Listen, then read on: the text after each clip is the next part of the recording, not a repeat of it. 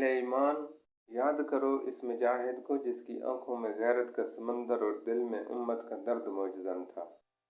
याद करो उस फातिहा को जिसने बैतुल मुक़द्दस को सलेबियों के पंजे से आज़ाद करवाया, मगर फतह के बाद दुश्मन को कैदखानों में नहीं बल्कि अपनी रहमत के साए में जगह दी। ये थे सलाहुद्दीन अय्यूबी, ईमान के सिपाही, अदल के सुल्तान, उम्मत के मुहाफ़िज़। आज अगर हम में इनका ईमान, इनका इत्तेहाद, इनकी कुर्बानी आ जाए तो दुनिया की कोई ताकत हमारे रास्ते में खड़ी नहीं रह सकती। वो मर्द मुजाहिद जिसके नाम से दुश्मन के किलों से फसीलें लरज़ उठती थीं और जिसकी दवा से मोमन के दिल में उम्मीद के चिराग जल उठते थे, वो थे सुल्तान सलाहुद्दीन अय्यूबी। इनकी पेशानी पर ईमान का नूर, दिल में इश्क रसूल की तपश और बाजू में वो कुव्वत थी जो बातिल के ऐवान हिला दे।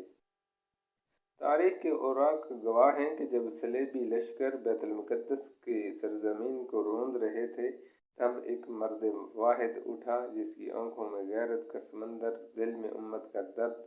1187 का वह दिन यादगार है जब सलाहुद्दीन अय्यूबी ने बैतुल मुक़द्दस को फतह किया, मगर फतह के बाद इंतकाम नहीं, रहमत और माफ़ी का दरवाज़ा खोल दिया। दुश्मन भी इनकी अज़मत के मुतारफ़ हो गए, क्योंकि वह तलवार के साथ साथ अदल और रहम के सुल्तान भी थे।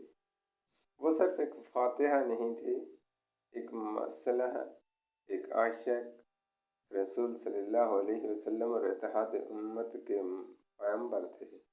इनकी ज़िंदगी इस हकीकत का ऐलान है कि जब ईमान खालिस हो, नियत पाक हो, मकसद अल्लाह की रज़ा हो, तो कोई ताकत बैतुल मुक़द्दस की राहों में हाइल नहीं हो सकती।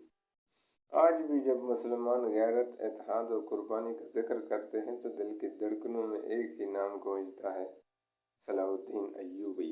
वीडियो अच्छी लगे तो लाइक और सब्सक्राइब ज़रूर कीजिएगा।